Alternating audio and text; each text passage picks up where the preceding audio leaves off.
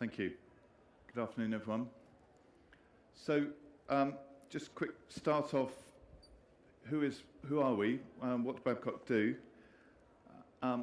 Whilst we're a multi-billion-pound company and just in and out of the FTSE 100, we're not exactly a household name, and that's deliberate, really. And we manage critical assets, and we do that for a number of customers, but principally the Ministry of Defence. And as part of that service, we maintain, we operate, and we upgrade those assets. And that can be anything from emergency vehicles through to nuclear submarines. And as part of that service, we also maintain and operate a number of critical facilities. So we have a series of long-term contracts, typically with performance improvements built in, and are expected to generate savings as we go through. And that leads me on to really why we're interested in Industry 4.0, because if we're maintaining assets, whether that's facilities or equipment for our customers, then really we need to find ways to use technology to do that more efficiently. And we realise that digitally enabled asset management is going to be a key service that we can provide in the future. So we identified a number of compelling reasons why we felt we should go forward and investigate this further, and developed a vision which, just to show, we have a roadmap. Really, I don't expect you to read all the points on this, but we looked at the different things that we would need to actually move towards a connected enterprise.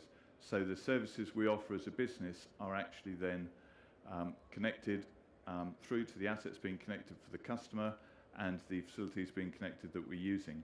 So we looked at, there's a number of streams across, running across, and unless you've got really good eyesight, those really cover sensors, data, plant and equipment and facilities, and then the platforms that we operate, and then the people as well. So our ultimate vision, if you look at this in, say, the naval marine environment, is that you would have a series of sailors who are fully connected with wearables, smartwatches, things like that, operating plant or ships and submarines that are also fully connected. So we started then to develop that smart platform concept a little further, and we were asked by the MOD to do a bit of a look-see at augmented reality and try and translate what that could really mean for them. So we did some investigations. For our trial, we started off using the Epson AR glasses, and we then took that into using tablets and other different pieces of technology at the same time. And the aim of this was to show what could be done using different networks, to assess benefits of the wireless sensor technology that's available now, and to look at data analytics. We then developed into a sort of trials program, and in our industry particularly, as many people have said, you have to start small and demonstrate this capability to get the buy-in and to prove that it can be done. And so we then decided to assess a number of different technologies. So our first iteration of this really was to then develop that concept into a facility. And so we started to plan a demonstrator, which we called the connected facility, where we took a plant room in one of our facilities in the Devonport Royal Dockyard, and we set that up to demonstrate some of this technology. We wrote a business case to do that, and we felt that it had to deliver some savings. It had to actually be more than just a demonstrator. So we looked at particularly the energy costs and the maintenance costs of that facility, and we generated a business case around the savings that we felt would be available.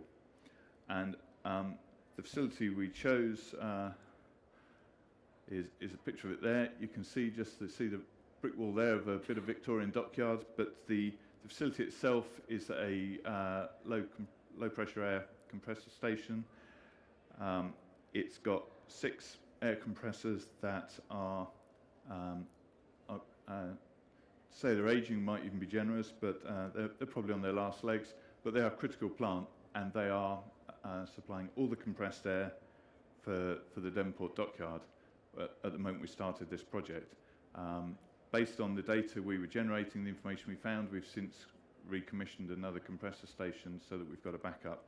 But at the time, yes, this was critical plant. I don't know if, how many of you know about Devonport, but it's the largest naval base in Western Europe. Bits of it were built in the 17th century. This bit was built when they had to regenerate the dockyard to deal with the next generation of steamships and so on in the Victorian era. So at Devonport, we refit the Type 23 frigates for the Royal Navy, the amphibious assault forces stationed there. We refit the nuclear submarines there, and also store decommissioned submarines. So there's plenty of demand for compressed air, and this facility was considered critical. So here's a graphic. I didn't want to show another cheesy video, but here's a graphic of from that video, which shows a mock-up of the facility and some technology we wanted to test. So we looked at biometric access systems, we looked at smart sensors, portable devices, we also looked at some data analytics that we could do with that and built that into augmented reality systems. And we centered that around a touchscreen display where we could have the visualization of the data, and we could manipulate that. Using that, although it's an old industrial facility, trying to use that as a bit of a showcase.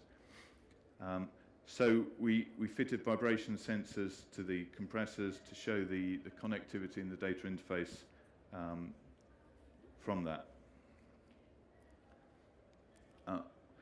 Now, I was just going to pull out a couple of technologies that we trialled in this facility that might not be discussed elsewhere here. So the first one of these is LiveBy, and that's a key technology for us to trial because there are no wireless networks currently on Royal Naval vessels. So if you want to install an Internet of Things type environment on a Royal Naval vessel, the first thing you're going to need is some kind of wireless network. So we wanted to assess whether LiveBy actually gave us a benefit over Wi-Fi, which has a number of pitfalls and drawbacks associated with it. So particularly the security and the attenuation you get on a largely steel structure. So LiveBy was developed up at the University of Edinburgh, and there's a spin-out company called Pure LiveBy, and they were our partners in this. I've got a couple of graphics from their website, but the Pure LiveBy website it's got a lot of case studies and a lot of other information. But they've basically proven that you can transmit at data rates of above 10 gigabits a second. And so we felt this technology was worth looking at further. We took it and installed it in one of our office facilities and trialled it and found it to be very reliable. So we then felt that was good to try in our industrial facility. The benefits then of LiveBy: you can get better bandwidth than you can with radio waves, you get reduced interference, you get good security. As soon as the door's shut, there's no leakage, unlike with radio waves, and there's no EMI, again a critical thing particularly on Royal Naval vessels. So picture here just shows what this is showing really from Pure LiveBy's point of view is that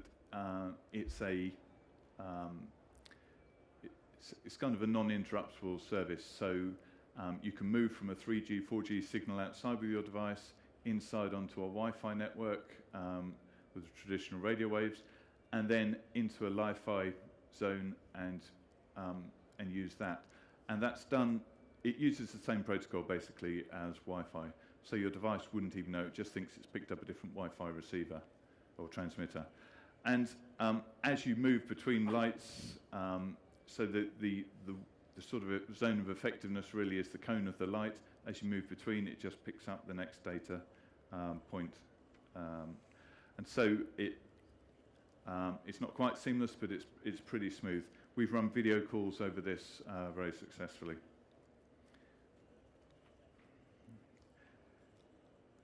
The next area we wanted to evaluate was data visualization and data analytics. And for this, we selected a tool that we already had some knowledge of, and we set this up to visualize the data in our connected facility. That was easy to configure, it was easy to set up and use. It linked into our building information modeling system, and so from us that was a low-risk approach to show that this could be adapted.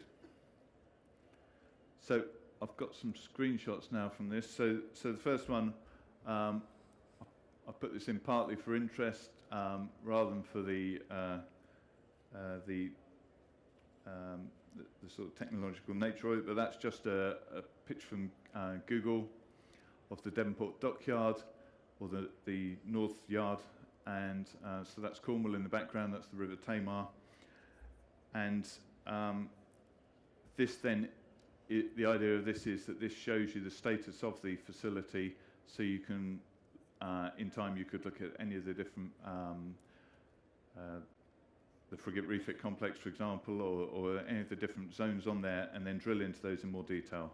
So the one that's red is the connected facility that I showed you a picture of earlier, and that's showing that status is red, so you could look at that from anywhere you are on your desktop and then drill in and look at the status of that plant. We then set up a number of different screens, and that's the 3D model that we created. Again, this is very old plant, so there was no 3D data available. So we generated that model, and then we used that screen to drill into more detail. So, for example, this screen is showing us the availability of the plant. So if compressor's available but not being used, that's shown as green in this arrangement. So the one compressor that's running is shown in yellow. So if anything's unserviceable or in maintenance, that would be red. And again, you could usefully monitor this remotely and see the status of your compressors.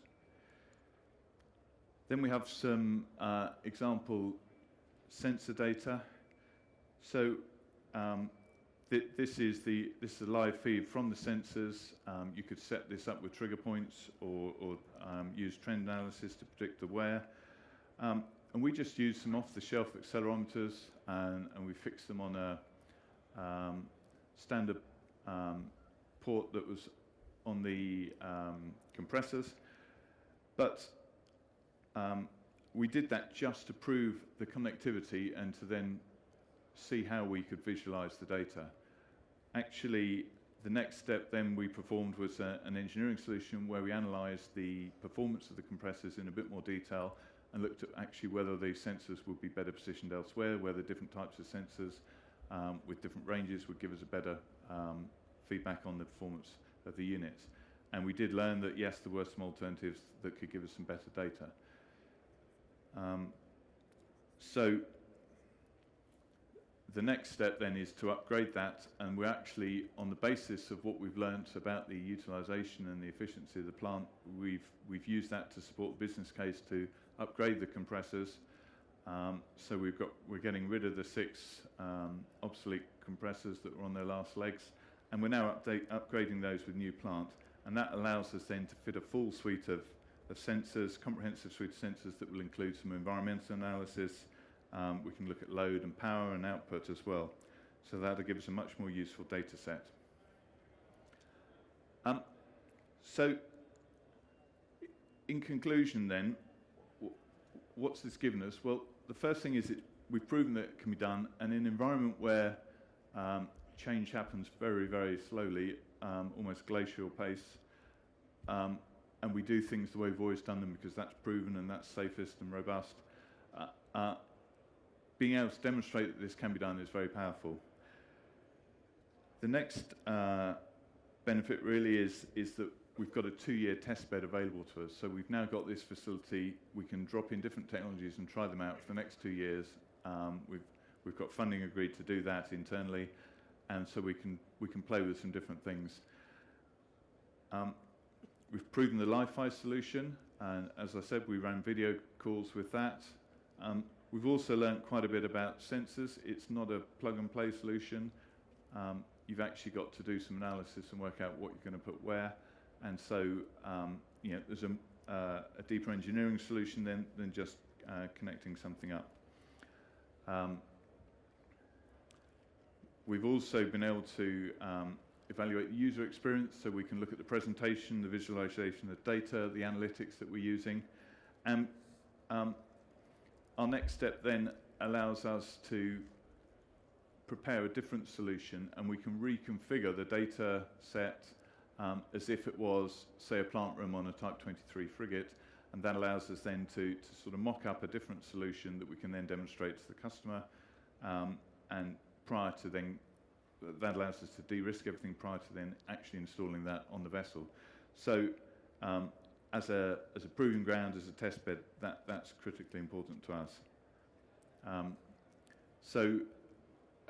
That's planned to happen over the course of this year, setting up the same facility but with a new front end, if you like, and then we're looking to do the trial on a Royal Naval vessel in the following year.